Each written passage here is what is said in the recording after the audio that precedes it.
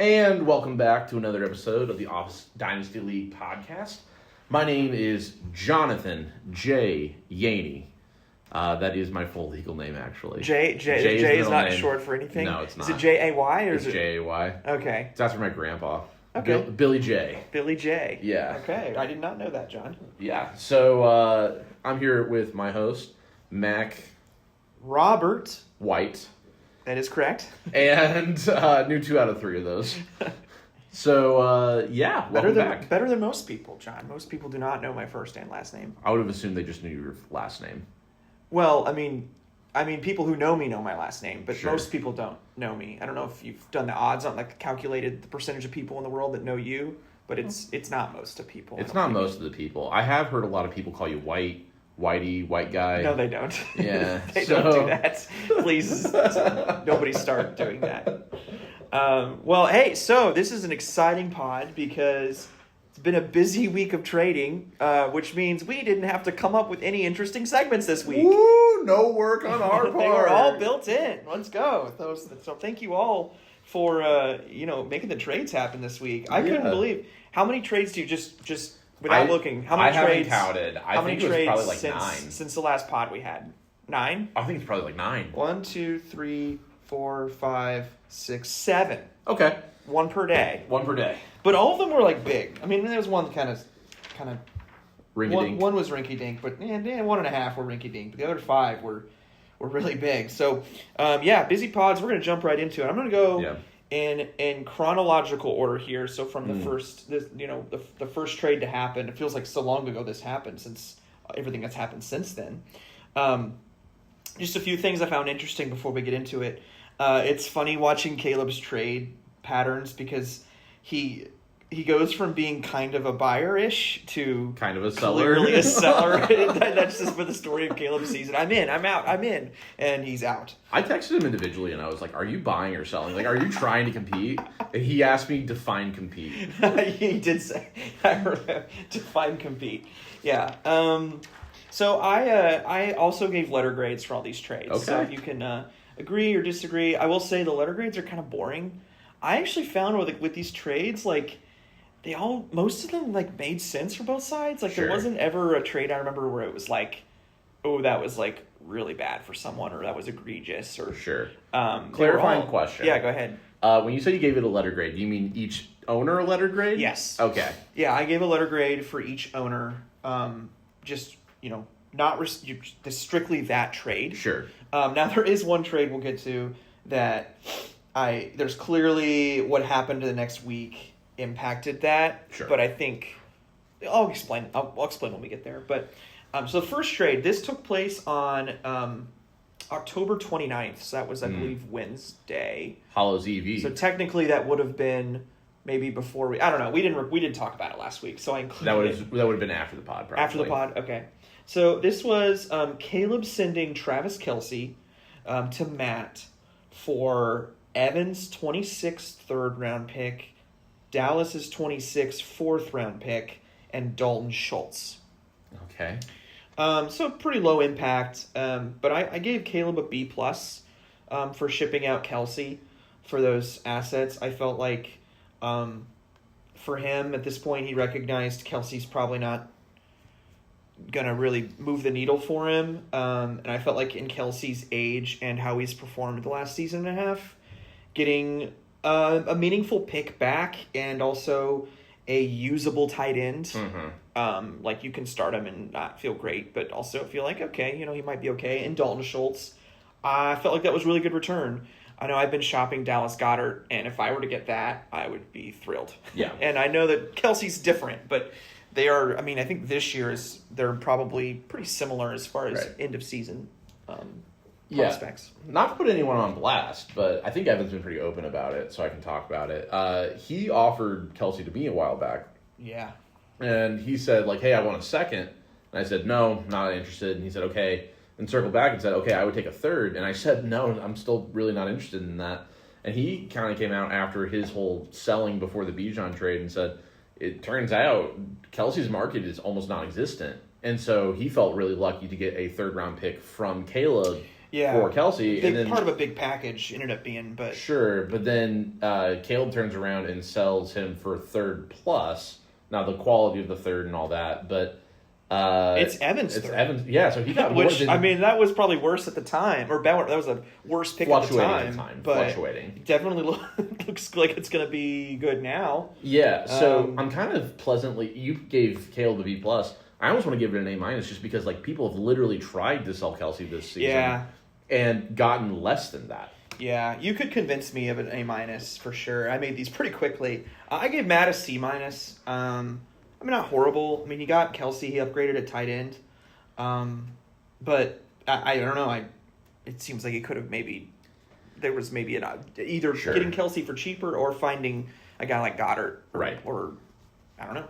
Well, once again, in a world where Kelsey was not worth a third, a month ago, and nothing has really positively changed for him, I think he gave up a little much. But at the same time, like, would anyone be surprised if the rest of the season Kelsey just averages like 12 to 15 points? Yeah, it would not shock me. So I can't hate it too much. I think C minus C is really where I would put it. Yeah. All right, so next is Tyler sending Zay Flowers. This was the next day, 10:30. Tyler sent Zay Flowers, Will's 26 fourth-round pick, Ethan's 27 fourth-round pick, and he sent those to Matt for Diggs, Matt's 26 first, and DJ Giddens. I kind of like this for both teams. I gave Tyler a B+, and I gave Matt a B. I felt like Tyler got a first-round pick, and for his current season situation, he went from Zay to Diggs, which is a slight downgrade for this season, but Diggs has kind of been balling out, I think, this year. Yeah. And so he didn't really sacrifice his current year situation a ton, but he got a first out of it. I mean, it depends on how you feel about Zay Flowers. I think a lot of people are really high on him, so maybe you might not like that trade if you think he gave up like the most valuable asset in that trade. I think the first is probably worth the trade-off for him. Yeah. It's interesting. I talked to both parties after this trade was made, and I said, I told Tyler, I should say, I don't think that was necessarily the move I would have made in his position. I don't dislike it by any means, especially because Diggs is doing so well. But Zay Flowers is just such a better long-term asset. And Matt, even before the Trademageddon of this last week, really did feel like he was set up to be at least a second-round playoff team. And so it's like, okay, so you're trading for, at best, pick what, 8? In exchange for, with Diggs, who's older, in exchange for Zay Flowers. And his perspective on it was, he felt like no one had any value on Zay, anywhere close to what he got. And so he was kind of surprised to hear that people were high on Zay. Yeah, I think Zay is so weird. I don't know. I can't read his market. The only thing I thought was kind of weird was I thought Tyler would be a buyer. He's been talking about buying, and this was kind of a sell move. He doesn't see it as a sell move, though. He sees it as Diggs to Zay this year. It's kind of lateral, plus a first, and then the idea that like Diggs is older, so that's going to be a depreciating down the road. Okay, yeah, it was kind of weird for both of them. I wonder if Matt regrets this trade, giving up a first for like... Given who became available, yeah, but that's a little bit more hindsight 2020. Sure, yeah, I mean, I didn't factor that. I gave him a B. I liked it for both teams. I think Matt has been pretty vocal about wanting that one more guy, and again, throughout he's made multiple trades, so a lot to talk about here. But I think he's been pretty proactive about rounding out that roster, and I think Zay was a great first step towards that. Yeah. I mean, we know what came next. Exactly. Yeah. So next, this was the little dinky trade, and this is the one with the caveat, which I'll explain. But this was Dallas sending Tyrone Tracy to Caleb for John's 26 second-round pick. I gave Dallas an A, and I gave Caleb a D+, which is pretty rough. But I gave Dallas an A because I felt like a second-round pick for Tracy was really good value. Yes. I mean, he's relevant the rest of this year, but I don't think anyone expects him to be relevant at all after this year. Yeah. So like getting a second-round pick for a running back who's maybe relevant this year. I think the outside chance that you're hoping for is Tyrone Tracy like kind of takes a step in a way where it's like he's either 50% of that backfield in the future or traded.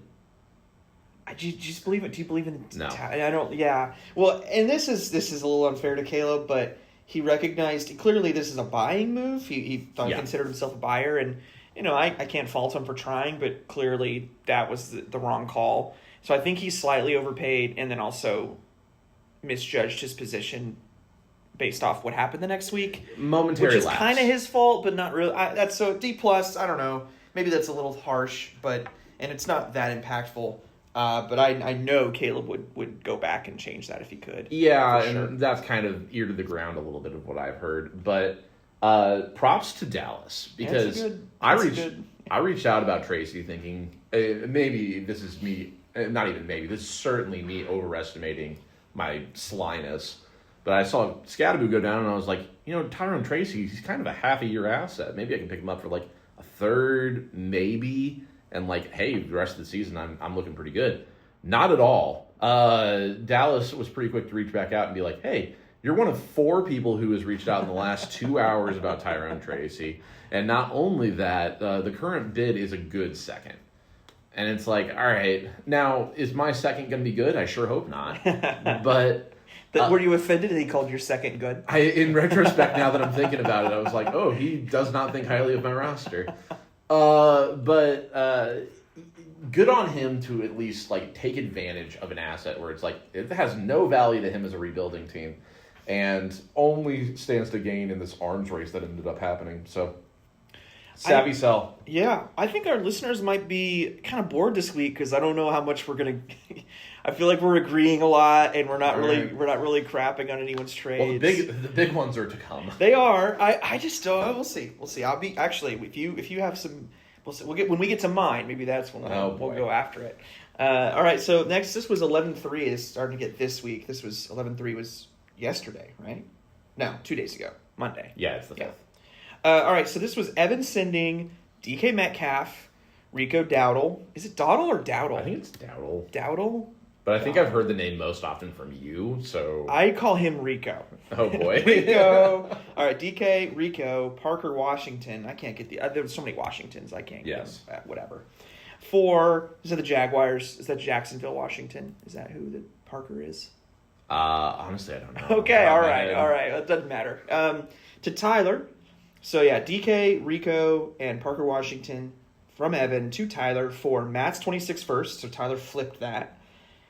Kenneth Walker and Zach Charbonnet, so the Seattle backfield, and Tyler's 27 fourth.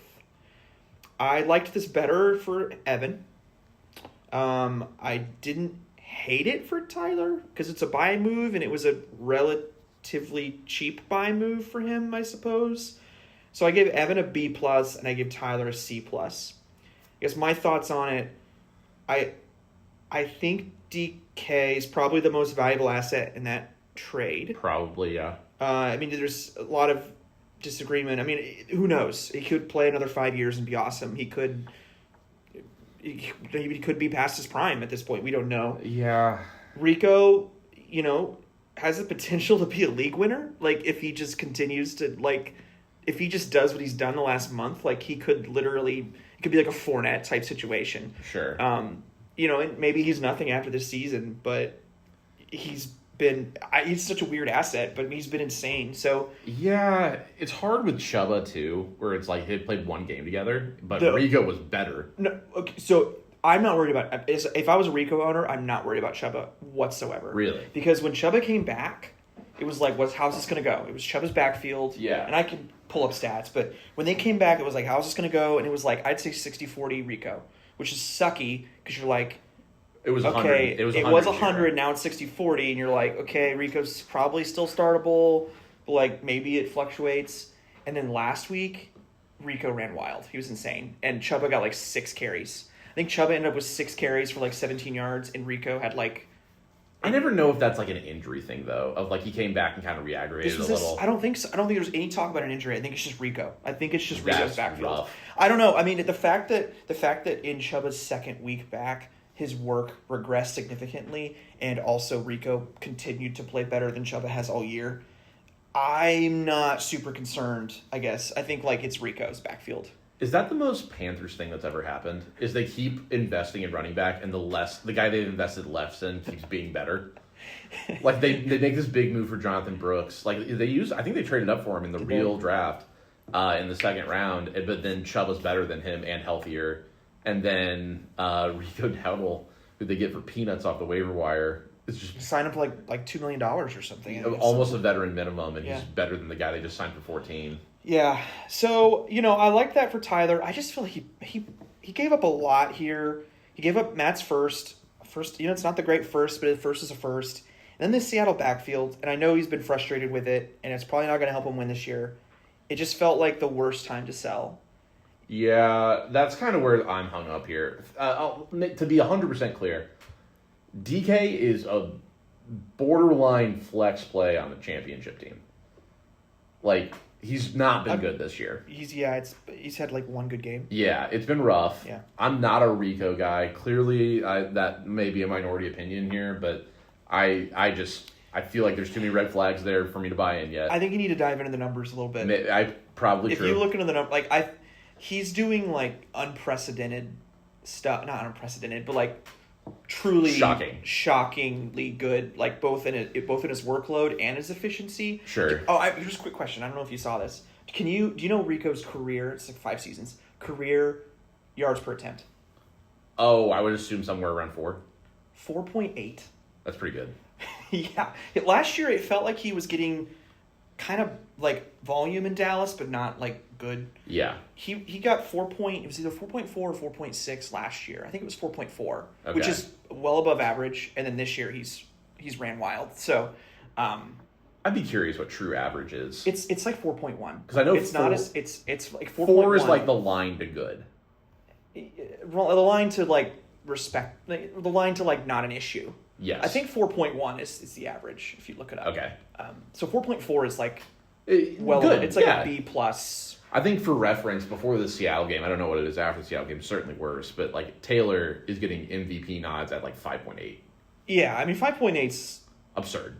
Like once every few years, you probably have someone with the workload he's getting that. It's on par with like Derrick Henry and Saquon in the years that they were 2,000 Jamal yard Charles, rushers. Peak Jamal Charles, I think had like 6.5 one year. Yeah, well that bonkers. Yeah. So I don't know. So I'm not ahead. a big DK guy. Rico, I'm a little bit out on, and Parker Washington, you could honestly convince me he plays for like 4 different teams. So I don't know how to be excited about him. That's a first round pick in response. It's a bad first. I think that's like pick 8 at best, but that's a first plus a backfield where it's like, hey, if you told me on any given week you're starting Kenneth Walker, I feel pretty reasonably good about that. I don't feel great. I don't like that, but like, it's been bad. I get that. But we're also perpetually one injury away from it being awesome. I agree. I An agree. injury either way. Or in the offseason, one of the moving teams. It just felt like a weird time for him to sell. I think it's a buy now move, and I get it. I wonder if there's any other assets he could have parted with that weren't as as a low value currently as relative to what they could be. I don't think it's egregious. It's just C+ is. I mean, fine. I would probably give that a C-. You give it a C-? I hate it because I feel like every time we talk about a Tyler thing, go look at Rico, and if you give a C-, it's fine. But just go check. Just go look at Rico's stats honestly, for last month. I think my grade's more based on DK. Okay. DK's just a hard pill to swallow. It feels like DK and the Seattle backfield are kind of similar in that like both of them you probably feel good about in a dynasty sense where it's like, yeah, I mean it's DK Metcalf, like he's a special talent and he's in Pittsburgh this year and maybe they get a better quarterback or he goes somewhere else. But like this year it's like been kind of rough. So it's kind of weird. Like, I don't know if DK was seen as a win. I think it's weird because Tyler, in a way, went from Zay to DK. Right? Yeah. And I don't know. Like, I don't love that. Because the first went in and came out, and then Zay went out and DK went in. And then essentially he traded the Seattle backfield for Rico. So, I mean, if you look at these together, it's just... I'll take your word for it on Rico and say that that's like an upgrade. It's an upgrade this year, but dynasty-wise, I'd rather just have the Seattle backfield than Rico. Yeah. I mean, it's weird. Rico just...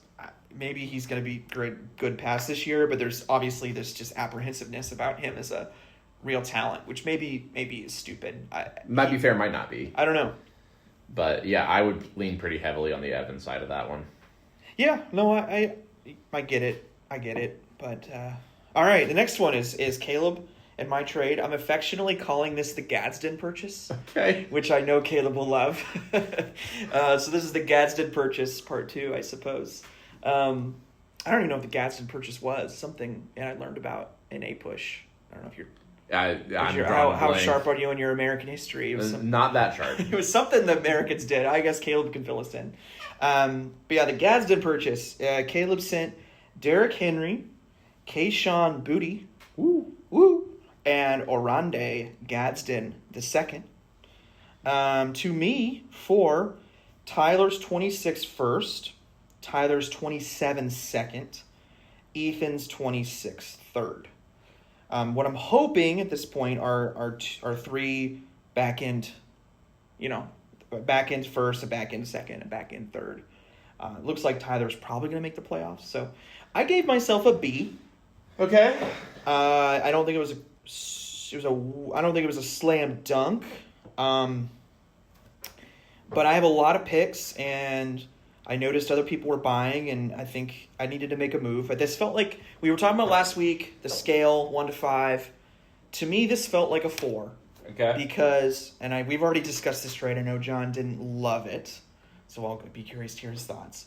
But I felt like it's clearly a win now move. I'm giving up 3 picks, which is a lot. But I got Derrick Henry, who knows? He's 31, younger than I thought. Mm-hmm. I keep doubting him. It honestly wouldn't shock me if he had 2 more relevant seasons. I mean, that's probably high on the high end, but it wouldn't shock me if he had 2 more relevant seasons. I know as long as he's healthy this year, with Baltimore pushing for a playoff spot, I feel pretty confident he's going to have.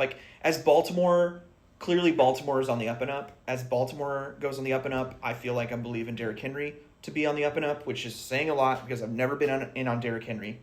But for this season, at a minimum, I felt like he immediately improved my roster.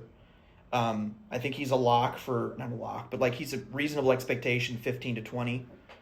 I think that's a reasonable, okay, that's maybe not 20, but I think getting 15 each week is a reasonable expectation. It's been tough. Baltimore's without been Lamar. bad. Yes, and Lamar's back. So that's my thought is so it's hard to gauge. It is hard to gauge. So Derrick Henry immediately improved my roster for sure. I went from starting Aaron Jones. It looked like I was going to have to start Aaron Jones every week. Yeah. Either Aaron Jones, Tony Pollard, or Kamara. One of those 3 were going to have to be started every week. Obviously, that's not what you want going for a title. So it's replacing the whole thing with Derrick Henry was an immediate upgrade. And then I also stayed young because Gadsden's a rookie. And I know you're not. Yeah, I think you're sleeping on Gadsden, but he's been really freaking good the last month and a half. And I know the draft capital. Wasn't a higher draft pick, but he's been insanely good with Justin Herbert. And then Boutte, who knows? Don't have a whole lot of belief in him, but he's shown some promise this year. And Drake May looks awesome. So he's certainly not nothing. Yeah, I mean the way I kind of looked at it was Boutte for a third. Okay, cool. And then Gadsden and Henry are both guys that I feel like are tweeners between first and second. I wouldn't want to give up a first for either one, but I don't feel like a late second's enough. So you feel like giving up the first and the second for both of them is a slightly plus value? Yeah, that's what I felt like. Yeah, Okay. They're both. I believe they're going to be late. I'd assume they're late. So a late first and a late second for an immediate upgrade at the running back position, maybe for another year or 2. Who knows? And a super promising tight end. He just looks awesome. He has he's been consistent stud potential. So that was my take. I gave myself a B. I gave Caleb a B. I felt like he packaged 3 assets together that he didn't necessarily need. He's selling high on Gadsden potentially if Gadsden is a flash in the pan. Derrick Henry is obviously difficult to unload, getting good value for him because he's just so old. He specifically told me he put them together so I would want it was Gadsden was the hook to get me to take Henry. So I gave us both Bs. I liked it for myself, and it made sense for Caleb. Okay. So are we pretty convincingly settling on the 4 lottery teams being Caleb, Evan, Dallas, and Adrian? I looked at the standings, Caleb and Evan are 2 full games out. Okay. They're both 2 games behind the final playoff spot. Okay. And they also both just sold a ton. Yeah. Yeah. I mean, Evan didn't sell a ton, did he? Evan sold Rico, DK, AJ Brown. He did. Okay. Jalen Hurts, David Montgomery, Nick Chubb. Okay, we can get into that in a minute. But I'm trying to think, like, he did that thing, though, where, like, he got draft picks, but he also, like, got worthwhile players back. He got some. It's definitely a net negative, and he was definitely a seller. Sure. I don't disagree with that. I'm just trying to put it all together in my head. He could make the playoffs. He reasonably could make the playoffs. We've got, 5 weeks left of regular season? 5 weeks. Okay, so 2 games out is notable. And I think he's losing in points. I'll double check. Okay. And again, those 5 weeks are going to be massive in deciding point stuff. Like, where we stand right now is indicative, but not final. It depends. If you're 100 points down, it's tough. You're probably... You're going to have to average, 21 points a week to come back? Yeah, I mean, that's notable. That's notable. But I'm not saying that's what it is. I don't know what it is. Evan is winning in points. So he's 2 games back, and he actually has more points than Will, John, and Tyler. So he is truly 2 games back. Very likely if he gains 2 on any of those 3 teams, he would be in the playoffs. Okay. I don't hate it, because I think you're right on Gadsden in the sense of, like, he could be awesome, he could be not awesome, but, like, this is a good time to buy on him, because if he continues on that awesome trajectory, like, he's just untouchable. Or at least reasonably untouchable. And Henry is a good win now piece. I do get a little concerned with your roster where it comes to, like, all of your running backs are geriatric. I'm hoping to restock. I mean, I've got 2 picks next year and 2 picks the following year. Which can help, but that takes a little bit of luck to fall your way. Yeah. Depending. I think you probably traded... Were those all Tyler picks? Tyler, Ethan. Okay. Ethan's 26th third. He's so pretty firmly in the playoffs. You probably reasonably traded pick 5, 15, and 22. Or 24. Ethan, 26. 5, 15, You think the average expectation for Tyler is 5? I think the average expectation would be first round exit, yeah. Well, but that would be 6. Depending on who loses. Right, but if your average is a first round exit, then it would be 6. You're saying 5.5 rounds up. Well, it's if you lose in the first round, you're either 5 or 6. Right. I think he's more likely to win a playoff matchup than he is to miss the playoffs. That's the question, right? All right, 6. 6, 16, and like 26? 27? Ethan might get a bye. He's right now season ended to get a bye. So but let's just say 6, 27. 16, and 27. There you go. That's fair. Those are just educated guesses. I hate it because I feel like you didn't give any. It's kind of the exact thing you said. You didn't get anyone that was worth like pick 6, but you also got way more value than pick 16. And so it's hard to judge because, like, let's say the season was over today and someone offered you pick 6 for Gadsden. It's interesting. If my non-lottery pick was Gadsden, let's say that I just really believe in Gadsden for some reason, and I took Gadsden in the non-lottery first, pick 6, 7, 8 in that area. Yeah. If I have Gadsden and that's my pick, I'm pretty happy right now. I hear that. As a tight end who has been like really freaking good for the last 5 weeks on an offense that should be awesome for a long time, I'm okay with that. Like maybe Sure. I'm not thrilled. It's not, but I'm pretty happy. I feel like that's a hit, right? If it's a non-lottery first and you used it on Gadsden, you're feeling okay. Mm-hmm. And then if I feel like I traded, so then that's what I'm asking. And then if I trade a second for Derrick Henry, I feel like that's a win. Like I think trading a second for Derrick Henry as an immediate roster upgrade in a year that my window's open feels like a pretty good win. And then Booty for a third. I hear it. I just think that you probably hit maybe the short end on value. That might be true. It's interesting. The negotiation process of this was he sent it, and I said yes. There was no negotiation. Really? Yeah. I probably should have tried to work it out, but I liked it, and I'll be honest, I've kind of, Gadsden's felt like a piece. I think I'm not saying he got me. I think this seems like it's a pretty even trade, but I've kind of had a thing for Gadsden. Like, I watched him against the Colts, and I'm just like, man, this young tight end, he's 22 years old, and he just looks legit. He used to be a wide receiver. He's, like, built like a wide receiver. And I've kind of had a thing, like, I've wanted him, but I'm like, Caleb's not going to, why would Caleb trade Gadsden? Like, why would he do it? He's rebuilding. It's a young piece. Like, there's no reason why he would. And then he sent him, and I was like, I can get that, and I get Derrick Henry, and my team gets better. Yeah, sure. Well, let me ask you this, hypothetical. Go back in time, take the first-round pick and Gadsden out of it. Do you do that? Oh, 100%. Yeah, I think I would have pushed back for that. I wanted Gadsden, though.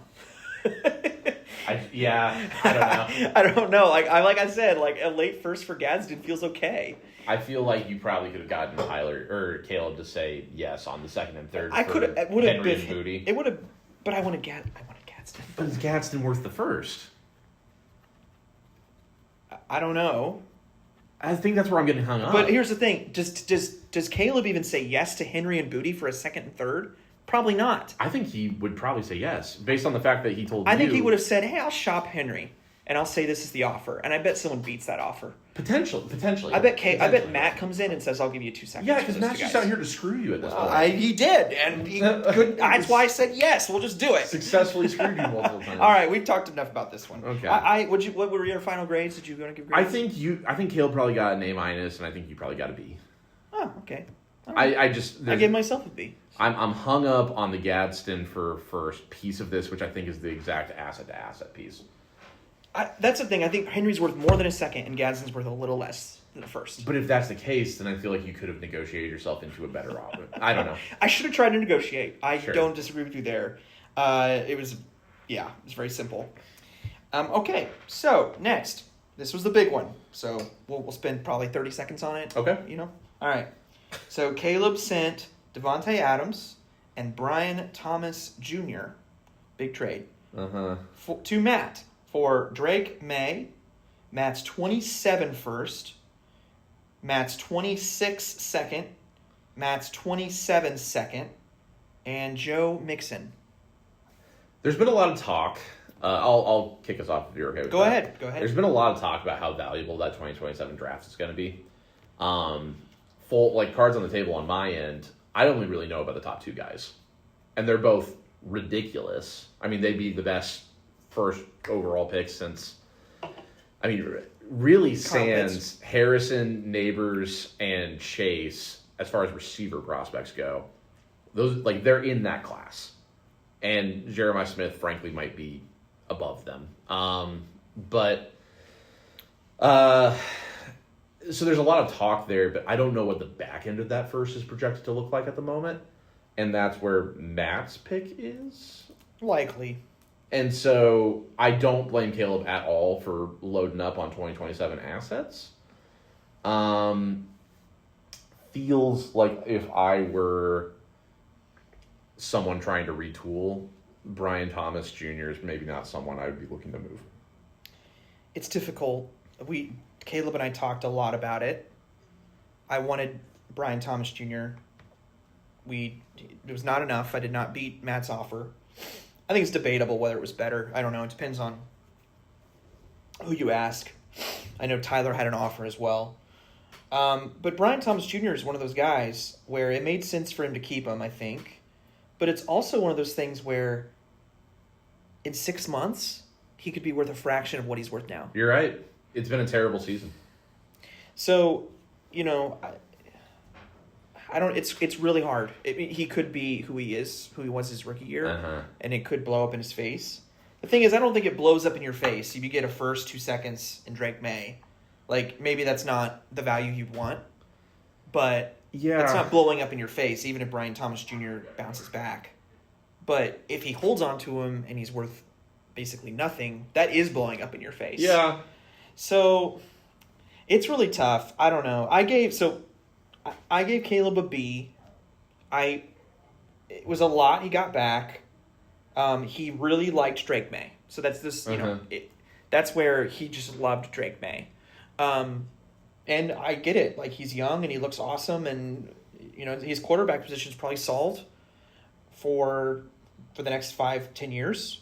That is... Presumably. That's what it looks like. And I think that's something that should not be discounted. And a first and 2 seconds with that. Yeah. You know what it is? It's deal or no deal, and you got the $1 million case and the penny left, and you get offered $500,000. That's a good analogy, John. I like that. Yeah. And there's really, mathematically, it makes just as much sense to take it as to not.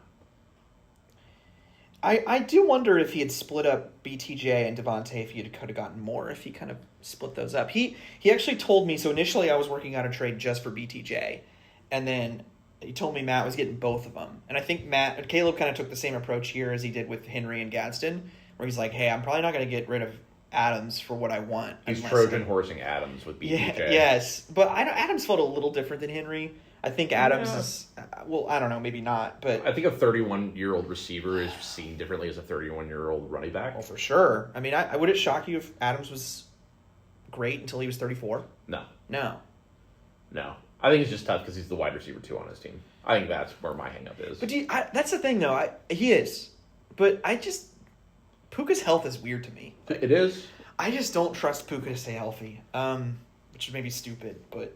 that is a concern. This season, it's been a concern for sure. I loved this for Matt. I gave him an A-. It was a great, chips, all the chips in the table. He's out of picks completely. Yeah. Which is a problem. I would never do that.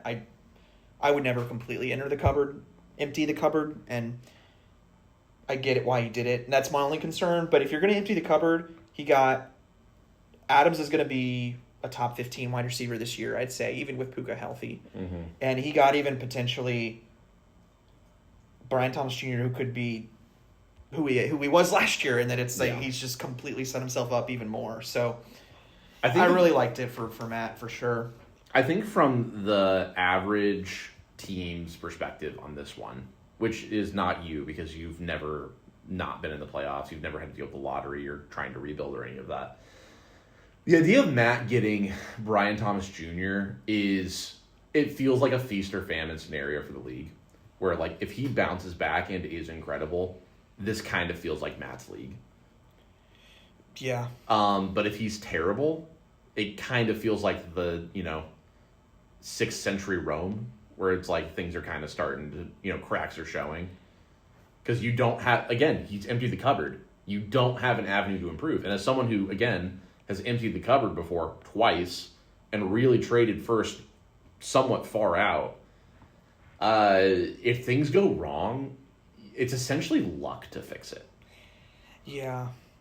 I'm looking at his. I agree. I'm looking at his roster closer. It's like he's fine, but it wouldn't shock me in 2 years, which is when his picks start again. If he's less fine. If things are bad. I don't know. His 2 running backs he's banking on are CMC and Kyron. Yeah. I mean, they're both awesome right now. I don't know. We don't need to maybe deep dive into Matt too much, but I think he went all in this year, and objectively, I hope that it works out for him. Subjectively, I hope it blows up in his face. But, he went for it, and he's definitely put himself in a position to win this year, as a favorite, which is awesome. Yeah. And I think worth it. But it is scary to give up everything if he's got nothing in the next 2 years, so we'll see. Well, and if you think about it from the perspective of Caleb got Brian Thomas Jr. with the 9th pick in the draft when he was pretty clear-cut a 4th or 5th pick, in my opinion. He's playing a little bit with house money on the whole sale of it all. It's weird. I don't think about it that way at all. I know you do. I don't think house money's a thing. Sure. I think once he is who he is, you shouldn't think about him in the terms of how you got him. You should think about him in terms of who he is. Yeah. That's fair. I don't know if that factored into Caleb's thinking, but I've never been anytime someone's like, you got him on the waiver wire. I'm like, I know I got him on the waiver wire, but he's worth this now. Yeah. It doesn't matter what it cost me to acquire him. That doesn't matter. It matters what his value is now. So I've never, sorry, that's just pet peeve. I went on my own little rant. But when people try to reference what I paid for him, it's like, it doesn't matter what I paid for him. Well, what is he worth now? But it does matter a little bit in the sense of 2 years ago, Caleb thought he was going to be a rebuilding roster, and he's once again in that situation. But he's ahead of where he would have been 2 years ago. Like, if you would have told Caleb at the time he drafted Brian Thomas, right before that draft started, like, in 2 years, you're going to be set up really well to compete in, like, that next season, he would have been like, yeah, deal. Done. Yeah, for sure. Maybe he'll just have progressively better rebuilds until he There we just go. owns everyone. Until his rebuild is just him getting better. We'll see. All right. Last trade. This happened today. This is the reason why the pod was delayed. Yep. Totally. We knew this trade was happening. Actually, Blow for blow. I did know A.J. Brown was moving, so in my defense, I ended up not even painting. I ended up sanding. Sanding is the worst. Anytime your wife asks you to sand, say, please give me a different task. Okay. Keep that in mind. I don't know. I feel like I'd rather paint. Although, gross. Whatever. Painting sucks. Okay, so last trade. This was today. Evan sent A.J. Brown, Jalen Hurts, Eagle stack, David Montgomery, Nick Chubb, to Ethan. Ethan joining the party. Ethan sent, in exchange for those players, Devontae Smith, Caleb Williams. I did not expect that. No. Ethan's 26 first, and Tyler's 27 third. There's been some discussion about this trade today. I liked it for both teams. Uh-huh. Ethan's buying. Love that. We were hoping he would. He did. Great. Evan, like you mentioned, not a total sell, but definitely a sell. A pivot, for sure. It's a net negative, but he gets some draft capital. And I loved it for Evan. I felt like it was good value. But for Ethan, he got the single most valuable asset in the trade, I think. I mean, there's some debate. I think A.J. Brown is still, like, if you were to have one player in that trade, the rest of their career, I still think it's A.J. Brown. I get Devontae Smith's played really well. I just think Laker getting kind of cute. A.J. Brown's, I don't know, still, to me, the most valuable asset in that trade. So, I mean, you can't argue that. And then I think he finds his de facto number one quarterback for this season in Jalen Hurts. So I think he got better at quarterback, and then he got the best player in the deal. So I like it for Ethan. I think this is interesting. So I really like it for Evan because he's selling, but he's not totally selling, and he's getting Devontae and Caleb, who are both younger players, and he's getting draft capital for a lot of players that are, I think, depreciating assets. I think A.J. Brown probably a depreciating asset at this point. Jalen Hurts, I want to talk about that. I think we talked about it a little bit briefly. Do you think there's an element here of Evan trading Jalen Hurts, understanding that there's a good chance this tush push goes away, and that absolutely impacts his fantasy value. Jalen Hurts' fantasy value? Yeah, I've had some time to ruminate on it. The sheer touchdown potential that Jalen Hurts would lose if the tush push goes away. It's like 15 touchdowns a season. Yeah, it's a notable That's number. 90 points. I mean, that drops you from... It can't be 15. He had 15 last year? But all on the tush push? I mean, 12 of them on the tush push? It's notable. It's notable. I don't know. I mean, most of them, That's right? so much higher than I thought it would be. Well, how many times do you see Jalen Hurts scramble for a touchdown? I don't see that. I've seen him scramble and run before. Yeah. But again, if you're in short yardage, and the Eagles have proven time and time again, you're in a short yardage situation on third down, they're not afraid to double tush push. Yeah, no, they'll do it from the 3 twice. Like, I don't know. I just know that if the tush push gets banned, Jalen Hurts legitimately takes a hit. If he actually had 15 touchdowns purely on the tush push last year, I don't know if those numbers are right, but if he genuinely had 15, I think it's a minimum 10. That is 6 points a game. I know, he's losing. I know. Yes. I don't know. I'm curious if that was something Evan thought about. If he did, that's pretty high level. That's pretty cool. I don't know. I'm sure Ethan thought about it, being an Eagles fan. Maybe he believes in the Ethan. Maybe they open it up more if they don't have to tush push. Maybe he throws for those touchdowns instead. Which would be funny because if the tush push does go away, like Devonta Smith and A.J. Brown both equally benefit, so trading them for each other is a net neutral. Yeah. And then the last piece of Caleb Williams, I'm pretty iffy on Caleb Williams as an Odunze owner, where it's like how often do you watch the Bears and you have your guy just like wide open in the middle of the field and Caleb Williams throws it directly to the corner 3 yards behind him? And it's like, all right, thanks, Caleb Williams. But I'm a little iffy on him. But again, I'm just ruminating on it since the last time we talked about it. Yeah, I mean, if the tush push goes away and he actually does lose like 6 points a game off his average, Caleb Williams over Jalen Hurts is a slam dunk. Yeah. So Evan got younger, made sense. But I mean, I was looking at Ethan. So Ethan, to me, this is debatable, but to me, he got better at wide receiver. I think going Devontae to AJ Brown. I mean, who knows? But I like AJ Brown more rest of season. I think that's a half step up, if anything. Okay, that's fair. I agree with that. So, but maybe a slight upgrade at wide receiver, and then he got better at quarterback this season, at a minimum, from Caleb to Jalen Hurts. And then we've talked about Ethan needing depth. He needs depth. He got depth. He got David Montgomery and Nick Chubb, which, you know... It's not great It's not great, but like... It's better than nothing. He's not going to be starting Jerome Ford and Will Right. Shipley anymore, even if somebody gets hurt, so... Well, to put it in the context of my roster, like, if I have a running back get hurt, right now the question is Kareem Hunt, Kyle Monangai, or Woody Marks. That's a tough situation, and honestly, like... Maybe not Nick Chubb, but David Montgomery would certainly be next guy up for me. Yep. So getting that resolved, especially with Bucky Irving hurt, is probably pretty notable. Yeah, I mean, he did all of that essentially for a first and a third, and he sacrificed some youth. So I think it was a great win now move, and I think it was great for Evan getting younger and pivoting. So this was like one of my favorite just like win-win trades. I'm going to give A- to Evan and B+ to Ethan. That's about where I am with that. So I think you have some composites. I do. So this is interesting. I looked at... So Matt and Caleb both made 3 trades each. I just did those 2 because no one else made more than 2. Right. So I'm curious how we're going to rate how Matt and Caleb both did if you factor in all of their trades. So is this through the lens of like Matt as a buyer and Caleb as a seller? Essentially, yeah. So Okay. Matt was the big buyer of the weekend. Caleb was the big seller. And then also this is only the past week. Sure. So Matt brought in Travis Kelce, Zay Flowers, Devontae Adams, Brian Thomas Jr., and 2/4. Okay. That's what he brought in. Outgoing, he traded away Stephon Diggs, Drake May, his backup, DJ Giddens, Dalton Schultz, Joe Mixon.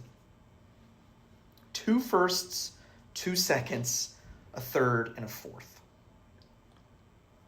Those player assets are rough, assuming Mixon is not ever Mixon again. If he is, then like great. Essentially, he gave up Diggs. I don't think the other 3 are immaterial. Diggs and May.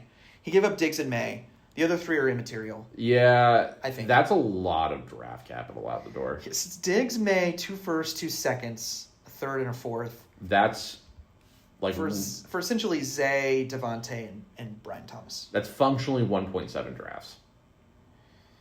1.8 drafts. I love how you know that. That's awesome. You traded 1.8 drafts, Diggs, May, and Mixon for a really good chance to win this season. My thing is, and Matt and I differ in this, I think he already had a really good chance to win. He was panicking, but I think he already had the best roster before making all these trades. Did he need to do this? See, I was interested in both you and him making some big moves that included sending picks out the door because I felt like both of you already had really good chances to win and then started selling. I did my trade in response to Matt, to be honest. But I felt like, he upgraded his roster more than me, for sure. But, the thing is, Brian Thomas Jr. may not even help him this year. Like, does he even start for his team this year? No. So I guess it's Zay Flowers and Devontae. And he gave up Diggs. Diggs really would be his only starting player he gave up. Well, it's an asterisk. Like, if he turns it around. Or, like, Trevor Lawrence. He could. But, the whole thing last year was Brian Thomas Jr. was awesome with Mac Jones. Like, if Trevor Lawrence gets hurt and they bring in some kind of backup. If we all knew their quarterback would get hurt, he'd be a stud. How often do we say that? Crazy. But I think he got okay value. It's just, maybe he got okay value. It's just... I'm not even arguing that he didn't get good value. It's more like some of the pieces you traded for, like Adams is a little bit older, BTJ is a little risky. Like, I feel like you traded a lot of draft capital to move yourself from like a great position to an extra great position. And you didn't necessarily need to do that. I agree. So a lot of my trade that I did was in response to Matt. Matt had gone after Zay at that point. And I knew I feel like I needed to make one move. Sure. For me, like, Matt made 3 moves. I felt like I needed to make one move, which was solve the whole Pollard, Kamara, Aaron Jones thing. If everyone's healthy, one of those guys has to start. Get 9 guys you like on your starting And roster. then, like, okay, so then just add another, like, I mean, I know we talked about this, one guy away. I was one guy away, and I feel like I got 2. Okay. And so, I mean, I gave up a first, a second, or third. We talked about it. So anyway, we're not talking about my team. We're talking about Matt's team. I feel like Matt may have been better off making one less trade, giving up one less first. Well, yeah, but that doesn't happen. So it's a question of if you were Matt and you could go back and redo it and say, like, hey, we're fine with the draft capital you're giving up, just give up one less first. It's like, okay, but which trade is not happening at that point? Okay, he doesn't get, I mean, it probably just doesn't get Zay. He keeps Diggs. I would feel better about it. He keeps Diggs, he doesn't have Zay, and he gains a first. I'd feel better about it. Also, I feel like we're really brushing past Mixon. That could have some ramifications down the road. You think so? You think Mixon's, like, still legit? I think if Mixon comes back healthy, which he could this season. How old is Mixon? He was a 2017 draft pick, so same draft as Kamara and CMC.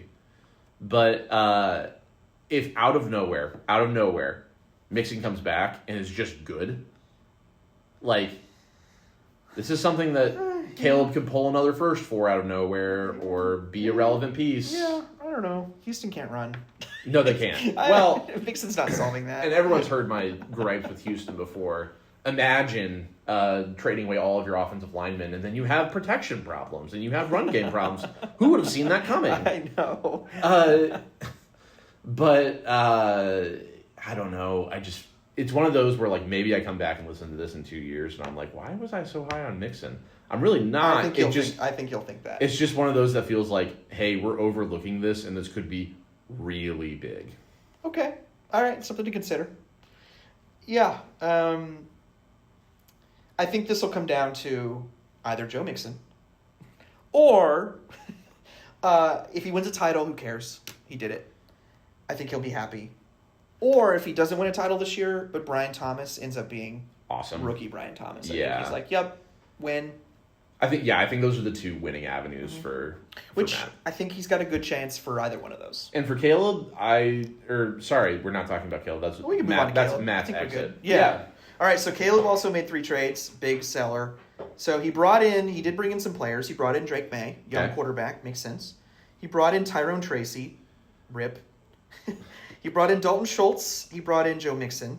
He brought in 2 firsts, 3 seconds, 2 thirds, and a 4th. Outgoing, he traded away Travis Kelce, Derrick Henry, Kayshon Boutte, Oronde Gadsden II, BTJ, Brian Thomas, Devontae Adams, and a second-round pick. I think Caleb has a track record with letting guys go in a timely fashion and drafting pretty well, where I trust bringing in picks for players he sent out. I actually like hearing that. I like that a lot. I don't believe in May the same way he does. I think May is pretty darn good. I think May right now looks like the best player from that 2023 quarterback or 2024 quarterback class, which is crazy. Like a year ago, if we'd been like, hey, turns out Drake May is better than Jaden Daniels, I think everyone would have been like, you're absolutely out of your mind. So he's just been that good. I don't know if that'll maintain, but we'll see. I just think Caleb has a track record good enough to say, okay, he just loaded up on draft picks. If he actually uses them, I think he's going to be pretty darn good in like a year or 2. Yeah. I agree. I agree with all that. Actually, what I was thinking about when I was looking at his outgoing players, Henry, Devontae, Kelce.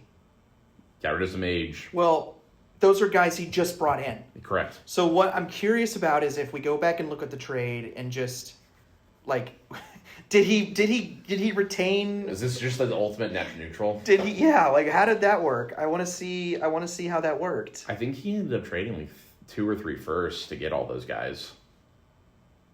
But then he had it. Now that you mentioned that, he also has to attach guys like Brian Thomas Jr. and Gadsden to get those firsts back. Yes. So I don't know if it's. I want to see. Do you remember what that trade was? Do we have that trade? It was, okay, I think it was Derrick Henry, Tyreek Hill, Devontae Adams, Travis Kelce, and there was one other guy involved for like a horde of picks. It's probably on the spreadsheet. Yeah, it is. For some reason I was looking at all the texts as opposed to the spreadsheet, which was stupid. But yeah, this might end up being a bit of a black eye for Caleb. Well, I don't blame him for going for it. It felt like a good. No. We really liked the trade for him when he made it, and then just everyone got hurt. I mean, obviously he's made that very clear. That's where I think Evan looks pretty savvy. He is slowly accumulating all these firsts, and then sent out a bunch for, Bijan. But Caleb gave up 3 firsts, a second, and a third for Henry, Adams, Hill, Keenan Allen, and Travis Kelce. yeah, So, I mean, like, he gains 2 firsts from this. So he's down a first. He's up a second if you factor in the second he gave up to get. yeah. But then he also, again, he has to dump players that weren't part of that trade to regain he dumped the horde. Gadsden. He dumped BTJ. Yeah, no, this doesn't. I mean, he did well with what he was dealt with once he got all the injuries. But yeah, that sucks. He definitely did not get the value back, I don't think. Well, which no, you can't certainly expect not. him to. Certainly not. But at the same time, I think we can all get caught up in sunk cost fallacy of like, hey, sure. This is what I paid for these guys, and therefore, like, I can't get less than this back. And I think that some of those arguments are more valid than others. But for him, he said, it's not happening. I'm not going to make the playoffs this year. I don't think it's my year. So I'm going to trade for what I can. And again, even if it's technically a net negative from what he did earlier in the season, I think there's a proven track record. Yeah. No, I think he'll be back in 2 years.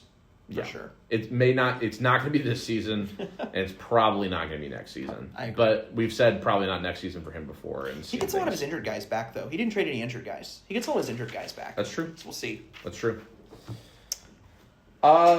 Interesting week of trades. Yeah, a lot of fun trades. And fun week. Honestly, I don't think we're done. You don't think so? I don't think we're done. Like, how many more trades will there be before Sunday? I think before Sunday, I don't know, but before our next pod, I think it's at least 3. Okay. So, if I there's, probably agree. Yeah, I think that there's still a lot of guys who feel like they are a piece away or just became irrelevant and are making moves. Yeah.